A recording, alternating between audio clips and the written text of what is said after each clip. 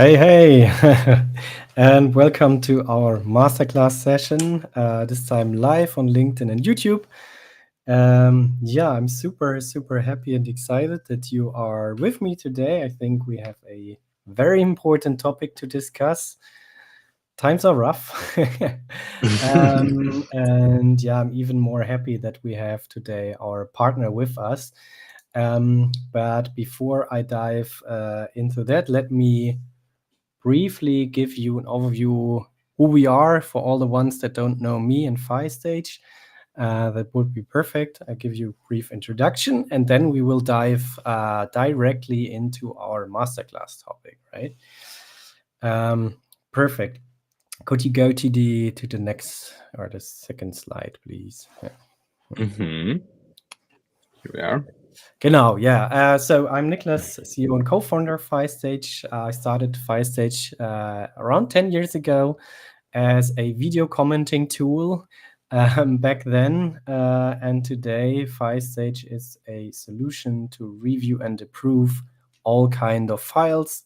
So no matter if you want to share and review and comment a website or a video or a PDF, anything basically that you need to review and approve of your clients is something that you can now do with FiStage. We have over 800 customers worldwide. Big agencies, lots of big brands are using FiStage from Sixt, Sharp, Kircher, all those companies, but also then companies in the, for example, pharmaceutical industry are using it. So that's for the moment about us. What we are doing with our software, I think if you're in the creative industry, and I think you should be if you're interested in this topic, you know this problem. So whenever you produce content and you produce, let's say, a new website or a new video and you're super proud of it, and then you want to share it and send it out to your clients, typically then you have a feedback process that is quite cumbersome. And this is something that we solve with FiStage. So we help you to have a streamlined review and approval process. All right. And here I'm super happy now to go into our masterclass topic. I think that's something I'm super excited about. If you can go to the next slide, please. Why this topic? Why this masterclass? On the one side, in the last couple of months, I talked to a lot of clients. I talked to a lot of partners in the market, and what we see is that definitely Gen AI has started already to disrupt content creation. And I think there are signs that it will impact revenue streams of agencies in future. Maybe not in a good way, maybe not in a bad way, but I think we will learn something today how to react to that. But definitely it will change. On the other side, I know from clients, there are clients basically that go out and say, in future, I feel like Gen AI will take over my content creation. Why do I still need an agency to do all that? So that's definitely how some customers or how some brands are talking behind the scenes. And I think that's why it's even more important to be very clear about the value that you provide as an agency. There are also demands in terms of how can you increase productivity through AI, dear agency vendor, what are you doing here? Clients basically definitely want to see a higher production and productivity, but don't want to spend more budget because budgets right now are pretty either stagnating or reduced, but definitely there's some pressure on budgets at the moment. And here I hand over to you, Fran, and I'm super excited to have with you one of the leading experts for this. Today you will talk about how to make your agency more resilient in tough times, and you will give us practical tips. So warm applause and welcome, and looking Hopefully. forward. Hopefully so. Yeah, thank you so much, Niklas, for the great introduction and also for introducing FileStage.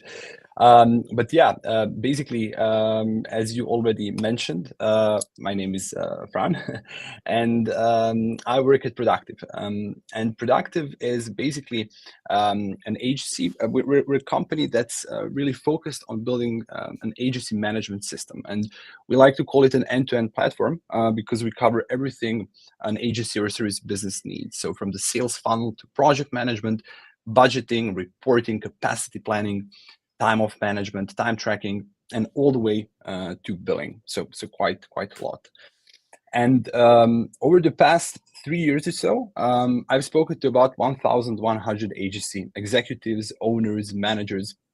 And because we're an agency management tool, that's actually a lot of talk on how agencies manage their operations, their margins, profitability, but also economic changes, the climate and trends within all of our industries, creative, tech, and so on. And I think we can all unfortunately agree that we've been through some rough times in the past few years. We had COVID, followed by a relatively short recession, then another global recession that started about a year and a half ago, which is still ongoing. And in the meantime, as you already mentioned, Nicholas, ChatGPT and other AI tools basically exploded.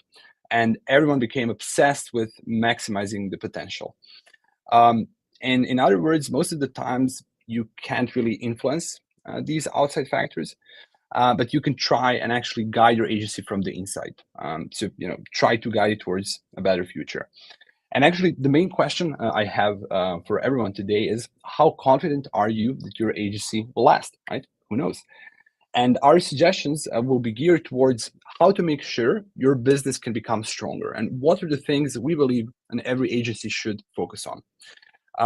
So basically, the first question here that comes up is, what does a resilient agency look like, right?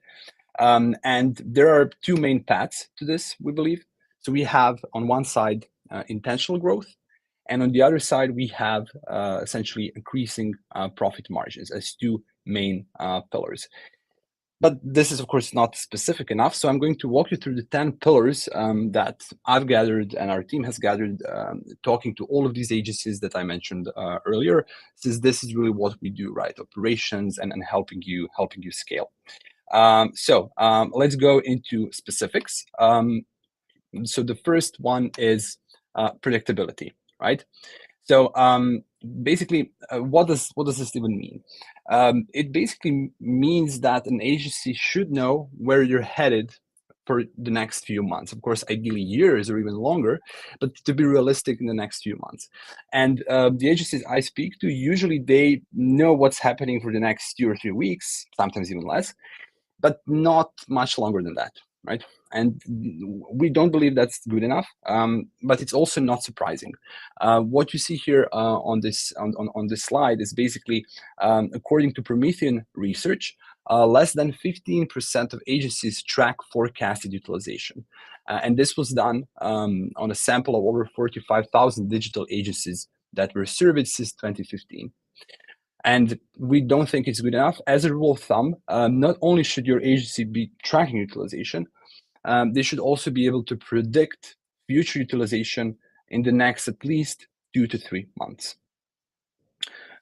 We have here on the next slide an example of how Productive manages resource planning. Basically, on the left side, we show you your resources, their allocation, their availability on a specific date, or during a specific time frame. For instance, answering questions, who is available with a specific skill in the next month, right? This is what we use to calculate forecast utilization, among other things. The second one is client concentration. In a recent study that our team did, so we gathered data from around 800 agencies that participated in this survey. And we found that around 26% of agencies got approximately 1/3 of their annual revenue from their largest client, as this pie chart shows. This is, I think we can all agree, quite common, but it's of course a big risk. So imagine what happens if this client churns. So you're left very vulnerable, and of course it's very straightforward. But your agency will be much more resilient if you focus on building a diverse client base. The next one is here we are. The next one is a steady cash flow. So there are a few things that you can do to influence this. But essentially, this is, of course, essential for keeping financial stability, and particularly during the times of uncertainty that we had that I mentioned moments ago. Some of the things you can do here is you can try and actually implement measures such as, requesting a percentage of payment upfront. You can set up automatic payment reminders in your agency management tool or whatever you use to make sure that clients are actually paying and covering what they should in time, right? So this should hopefully lead to a steadier income stream.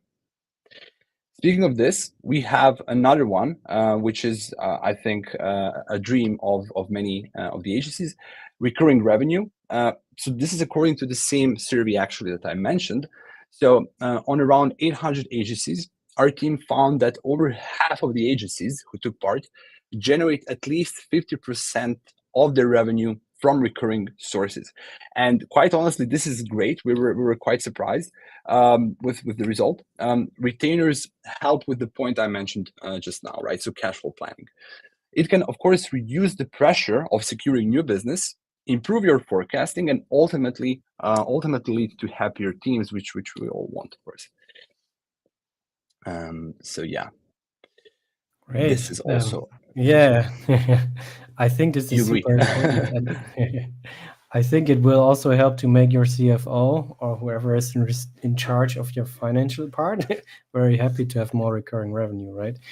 For I sure. think I have one question, but at this Mhm. moment, also for everyone that's with us live, feel free to post your questions as a comment or in a chat, and we're happy to pick it up. But I think one thing I was wondering about, going back a bit like to what we heard about, that more and more people are using Gen AI to create content, and maybe that will replace parts of the content creation business that you have.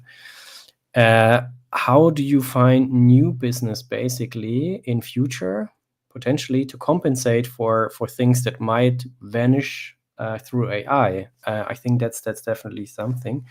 What I learned in conversations, for example, or to give an example, what some are doing is they shift their focus from being a, let's say, agency focused on creating good content to being an agency that understands the creative operations process as a whole and start to consult their clients how to use Gen AI to create content. So they start to educate them, they help them to build the workflow, so they become more like the workflow create Gen AI company rather than they are just producing it. And this will secure them, I think, a seat at the client's table in future. That's just one example I heard about. But yeah, what do you think? What are your takeaways from your conversation so far? Yeah. Yes, for sure. And this was a great example. Well, I think really speaking to agencies of the different shapes and sizes, one thing many of them tend to do, and I see it helps, speaking of their operations and their reporting and profitability when I talk to them. I think specializing in a certain field, right? So this really can make a huge difference. As a basic example, I was just talking to an agency a couple of weeks ago. If they're doing TikTok, what they should do is they should focus on a niche, right? So not just TikTok for everyone, right? It's just too wide. So they try to serve a specific part of this market. For example, what they did, TikTok videos for, I think, the beauty industry. So they're not trying to serve everyone. They're specialized and they really want to serve the beauty industry. And they, from what I hear, it really helps, right? Because they've specialized and now they have a couple of bigger companies and retainers, and yeah, basically just helps them reduce the stress and lead to improved client satisfaction. Also, this should also help build a deeper relationship with the client, which is ultimately the key. I I think this think, makes of course, yeah. Makes a lot of sense. And I mean, if we just think about our own examples, I would trust an agency a lot more if they would come and say, hey, we are experts for software as a service in the creative industry, like you, mm, Stage, and we have some mm, other clients here. I mean, then I know that they really understand my business, and then they can really talk like an expert, right? So I feel like this makes a lot of sense. Yeah, yeah. Thanks for sharing it. No, Cool. thank you. No, it's a great question. I'm sure you have a lot of experience here as well. And I also think it's ultimately also up to your biz dev team to uncover these opportunities in terms of setting up recurring work and revenue, which is actually the next point that I wanted to cover. So having a dedicated sales team. So basically, of course, naturally, having a team focused, solely on generating new deals can help you focus on building your pipeline and your business. The same research revealed that out of nearly 800 agencies, only 35% had a business development strategy and team in place. While, as you can see, many still heavily relying on their founders. So our advice here would be really try to form a dedicated sales team or a dedicated salesperson, also fine, depending on the size of the business, of course. Now, without new business coming in, staying profitable becomes a challenge. And of course, having a team or a person financially motivated to bring in new business should really make a difference. The next one, also actually linked to this, is marketing, right? So many agencies offer marketing services, but when was the last time you looked at your own portfolio on your website or on LinkedIn? I know that it used to be common to reinvest from like 3 to 5% of your annual revenue into marketing.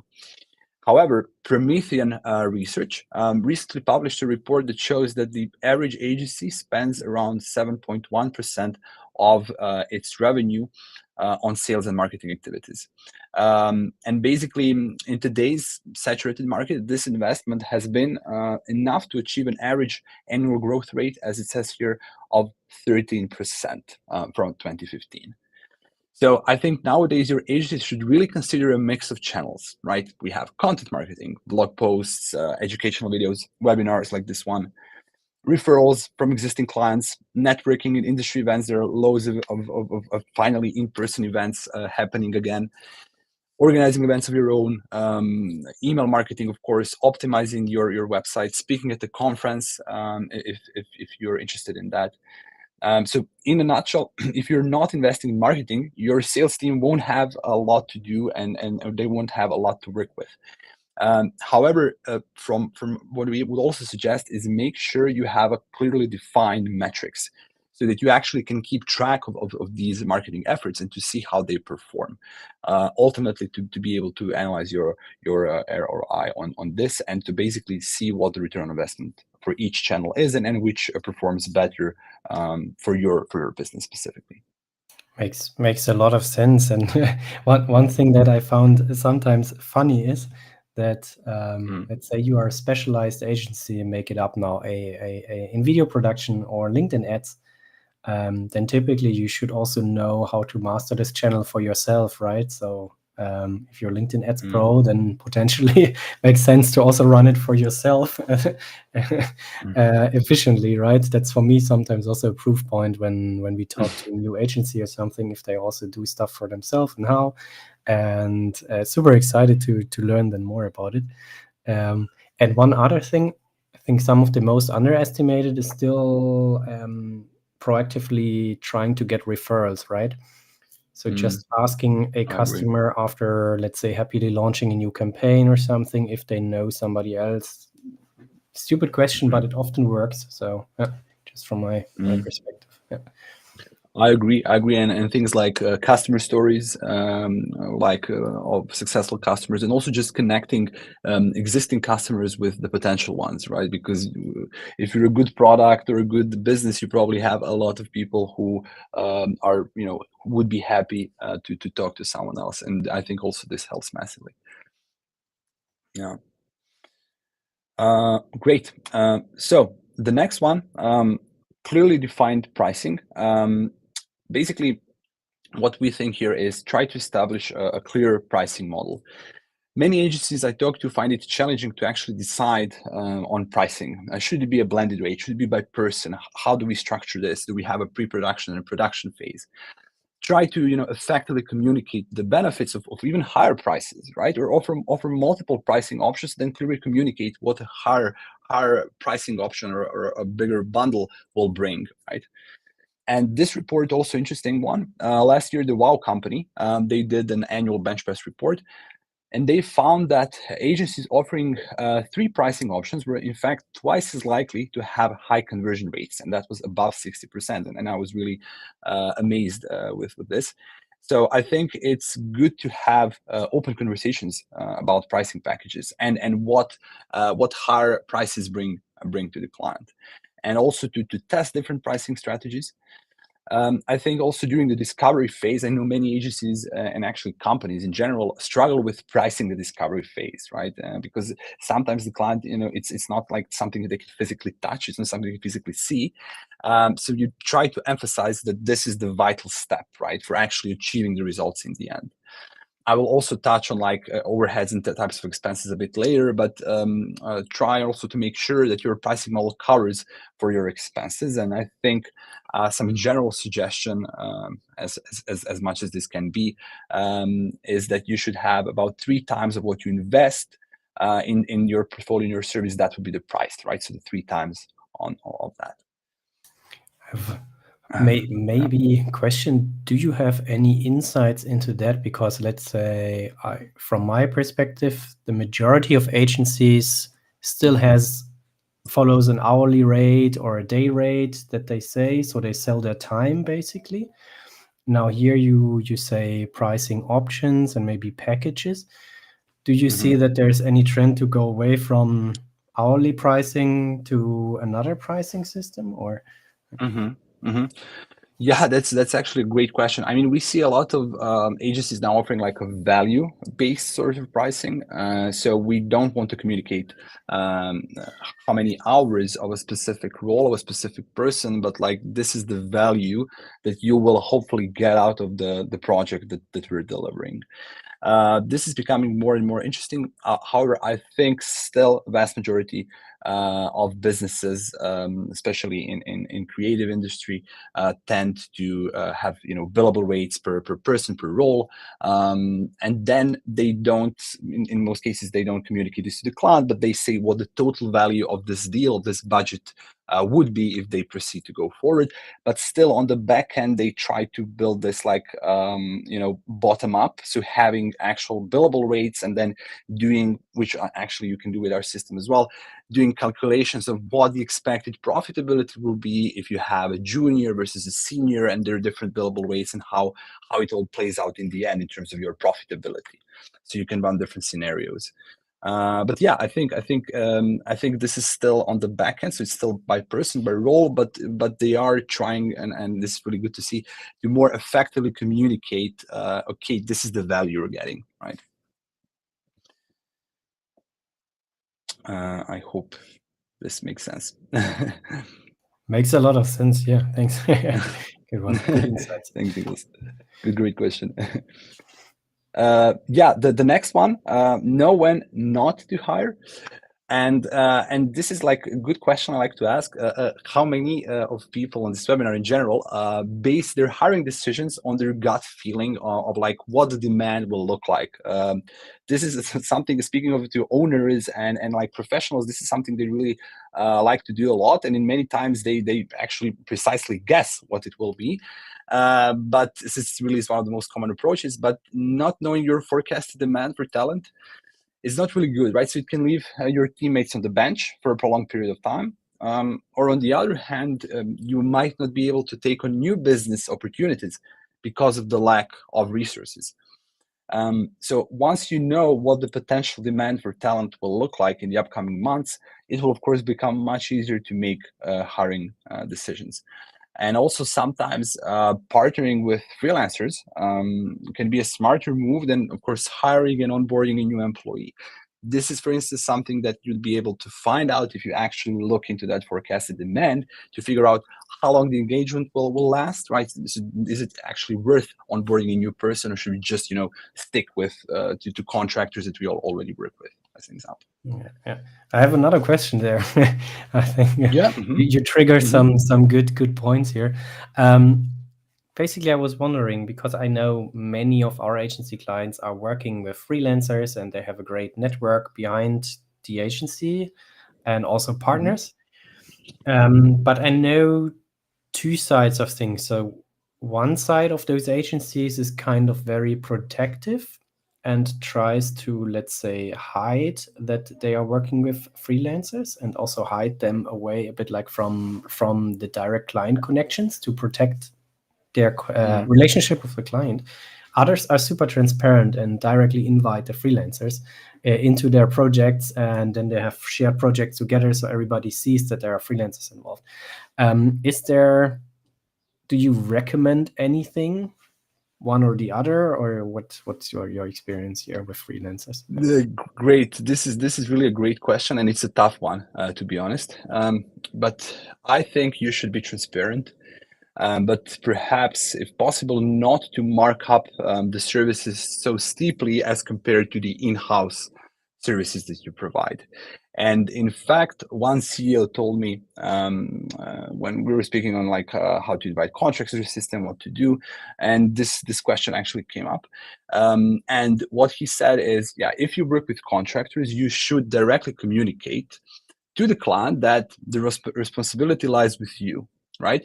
Because we all know that working with contractors can sometimes be more unpredictable and dynamic, but it's your business and you as the owner or the manager who takes the responsibility. So it's not the C-level executive of a company you're negotiating with. And I think, and the CEO made actually a great point, and I think it's important that they are aware of this as well, right? Because it's your agency that takes the responsibility, that plans the people, that trains the people. So it's you and your business, and what your brand represents, right? So it's not just one person you met on the street; it's your business and you and your team actually making sure and taking responsibility. Everything goes right, I think. Yeah, I think also it speaks very much to the quality of your agency if you work with freelancers and you really hand select very good freelancers that can add a lot of value to a project. I think then it is quite a benefit and advantage for you as an agency and for the client, and they will say, wow, Mm, they really found the experts for me. Rather mm. than if you take in people that really mess it up, then of course it will suffer and fire back to your agency, right? Uh, I totally agree. Yeah, I totally agree.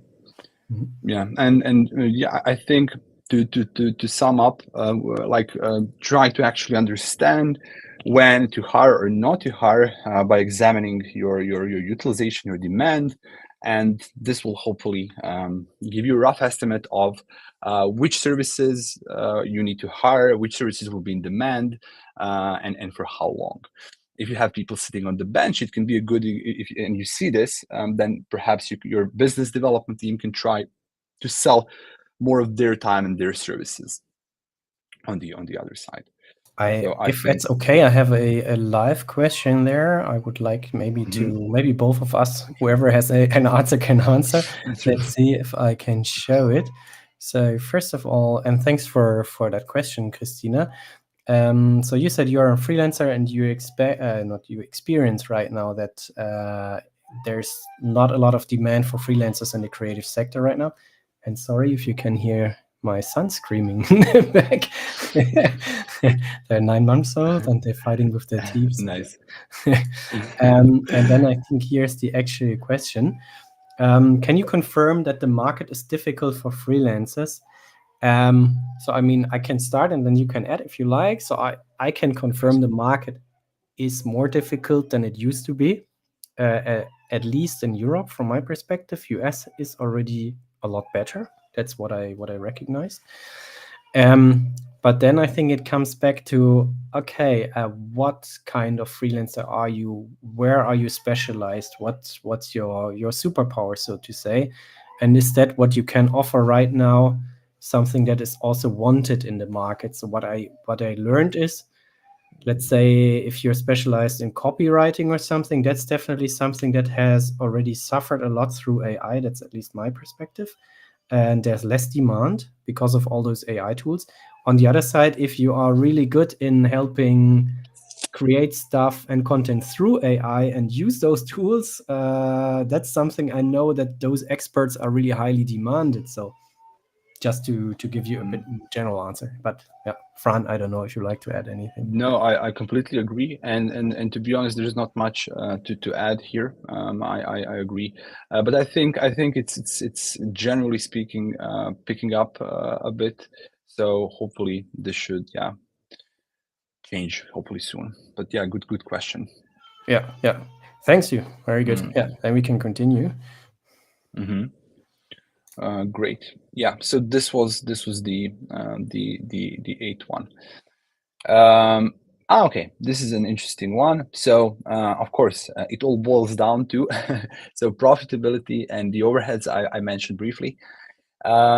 Yeah, of course, make sure to dig in to profitability by the service you provide, right, or by the value or by the person even, to help you like identify what these growth opportunities are. This can also help you become more specialized. And oftentimes, agencies, when things are going well, they don't tend to spend so much time on analyzing this, right? Things are going well. We don't have the time, or we're not even interested into digging into what is actually going well, right? Is it the whole thing? Most likely not, right? Probably if you have 10 services, some are definitely providing more value and performing much better than the others. So let's try to see which ones they are. And other than that, consider your overhead expenses. I think they're basically tied to profitability, and they're often neglected. And you should regularly audit your expenses. So even if you don't have like a rent cost to focus on, there are still other things like maybe licenses, maybe some utilities, some fixed costs, because they can significantly impact your margins.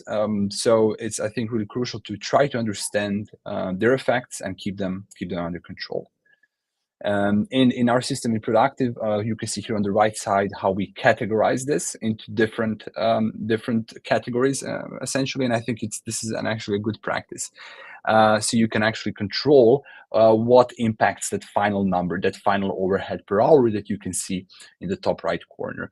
So try to break this down into categories. And again, it's all related to basically knowing what performs better and not, and what can be controlled and what cannot.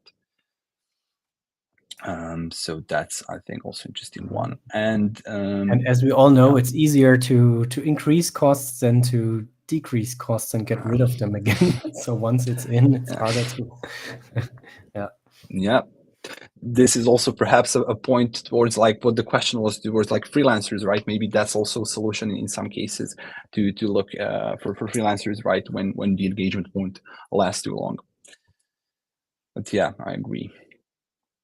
And the 10th one, technology and efficiencies. Maybe expected, maybe obvious, but of course, technology is here to help agencies as much as AI can seem intimidating.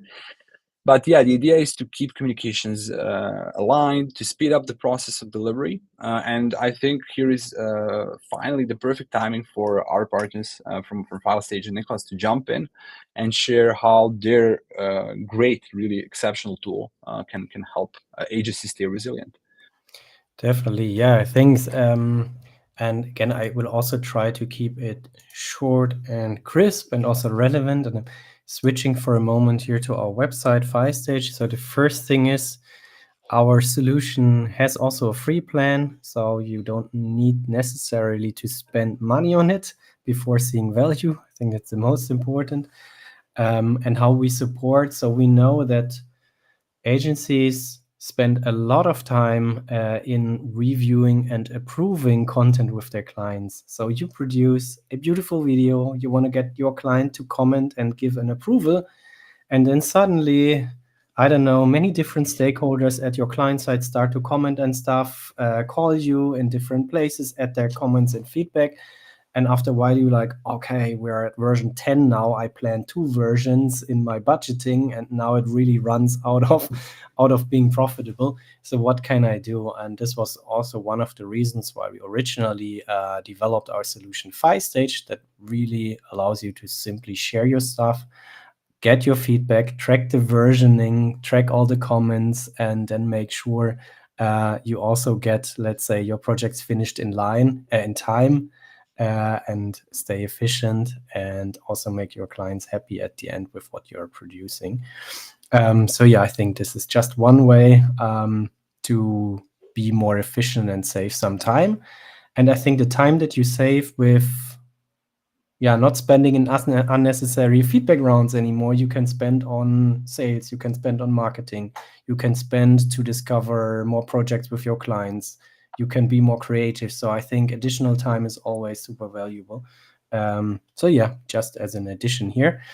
And one thought I had going back in terms of where do I find business for my agency in future? I know, for example, that what we are doing, we also partner with our agency customers.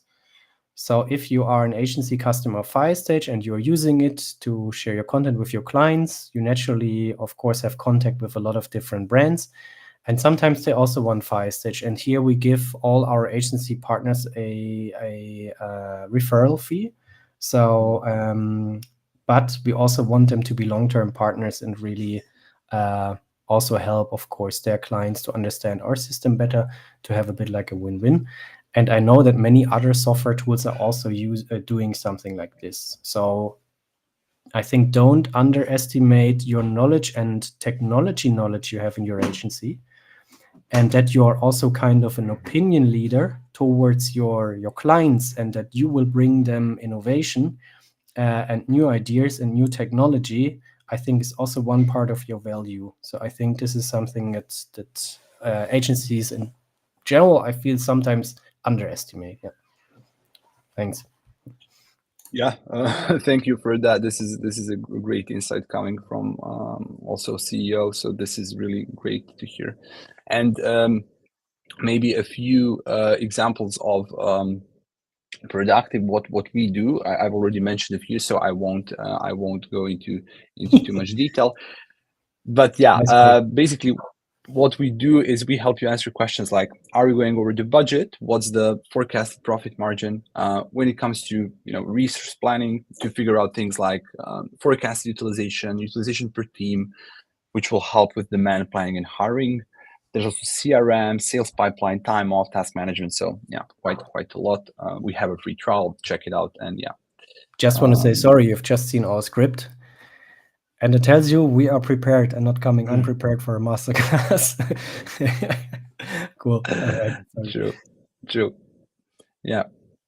Yeah. So basically, what I would just finally like to do is wrap this all up with a reminder. Okay, so you've already seen a reminder of this. You need to reshare many your things. presentation. So we're okay. Yeah, we'll do just 1 second. Okay. I think you should see it now. Do you? No, not yet. No. Not yet. Just 1 second.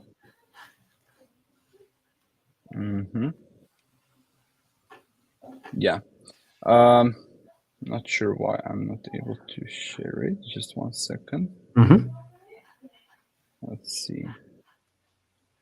Okay. Share. Do we need to add it to the chat? But because it says that I'm sharing. But yeah. Okay. Here it is. Yeah, great. Okay. There we go. Yeah. As mentioned, many things aren't under your control, but for those that it are, try to do your part, and try to stay on top of all the changes that we made. There are lots of tools. There are lots of online help also that you can get, and to actually take control of your business. To get the data that you need, and hopefully to stay, and if not already, get resilient. So yeah, this was a short overview of this. Very nice. Not sure if you have some questions. Thanks a lot. So on the one side, if there are questions, of course, we will pick them up live and on the fly. But I think one question I also had, basically, you also mentioned at the end you need to track time to analyze what you are doing. And my question is, we also spoke about the pricing before, where I said that a lot of agencies are still having this hourly rate model and man-day model and so on and so forth. So from your feeling, do you think that most agencies still track time for the employees? And are they doing it? Or yeah, what is the trend here inside? Yeah. Great question. Yeah, I think generally most of our customers track time. You mean if they track generally, if they track time or just billable time or both? Yeah, I think in Probably general, both. I guess on the one side, Yeah. it's internally if they're doing it for themselves to control stuff, but then also, of course, for the clients. Yeah. Yeah. Sure. I mean, this is, to be honest, the first question is like, should we even track time? This is really a common question, and not even billable. Some are even like, should we do it or not? I mean, really, to get all the metrics that we've mentioned, it's very difficult not to do it by tracking time. And we have things like automatic time tracking to really help your employees spend, almost as close to zero time as possible on actually doing that. But this is the metric to compare that 1 hour of effort and the cost of that effort with the 1 hour of the price that we're offering, to actually being able to drill down into the data. When it comes to billable time, entirely up to you. Most of our customers still like everyone to track time, to keep track of what's going and where it's going. But we also have the overhead, where we can basically take all untracked time and then place it towards the overhead. So we can take the cost of that untracked time, and the system will consider the rest of their capacity as non-billable. So this also can help. Yeah. Muted. Back. When do you think is usually the best time to start planning work? Is it basically when the project is just starting or before, or how do you plan work when you have, let's say, retainer clients? How are you doing it? What's your opinion? Great question. Yeah, you can start planning during the initial discovery sales phase. That's up to you. You can start planning time, and then you can basically take everything and just convert that resource plan and put it in and move it into the production phase. In addition, you can also create like tentative bookings for unconfirmed work for ongoing projects which aren't visible to staff members until they're confirmed. For retainers, also a great question. There are a few ways. Our system can actually create automatic retainers, automatic budgets each and every month. So what you can do is you can basically create a repeating booking, and then each month that repeating booking gets placed into that repeating budget for that month. That's one way. The other way is just to book everything to schedule hours, and the system will again split it automatically. But yeah, for retainers, for agencies that are lucky enough to have those, we have a way of handling that. Awesome. Yeah, I think then it's now time to wrap it up and come to an end. On the one side, here were some of those questions, right? We had. I think what was mentioned is, and let me highlight this. Sorry, going back here. For everybody that likes to continue a conversation and maybe wants to exchange opinions and learn more, so we had this example about freelancing. You have a super nice community. I think it's free to use, and I think you have really some high quality conversations in there. It's super active, so highly recommended to join this community. And again, sorry for the screaming sound in the background. And then on the other side, question is now what? So on the one side, like we said, times are rough, but the thing is, after rough times, normally you will also have a good time, and it will go up and down. I think what I learned from you today is that the most important thing is that you are not being passive about it, but that you are proactive about building your business, do marketing for your business, do sales, try to get recurring revenue, really think about what your speciality is as an agency and what you could specialize in, and then proactively build revenue streams that could replace business streams that are maybe under fire right now, like content creation. So yeah, thanks a lot for the session today. I learned a lot from you. Thank How you, can and people for your insight on contractors and on referrals. It was quite interesting to hear that. how can people now follow up about this? If they have more questions, if they like to learn anything about productive, what's the best way to reach you and stay in contact? Yeah, great question. I mean, we have, generally speaking, you can reach out to us. There's like book a demo, book a call form on our website. They can just click that, and one of our representatives will take a call and take them through the system and answer any questions they have.